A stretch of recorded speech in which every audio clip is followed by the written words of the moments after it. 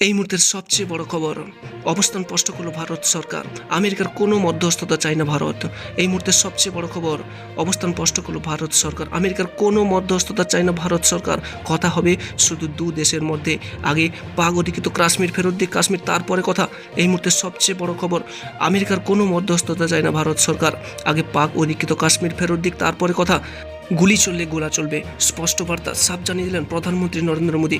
No mediator, কোনো মধ্যস্থতা চায় না আমেরিকার নাক গলানো। প্রধানমন্ত্রী নরেন্দ্র মোদী চায় না, ভারত সরকার চায় না আমেরিকা নাক গলাক। আমেরিকার কোনো মধ্যস্থতা চায় না ভারত সরকার।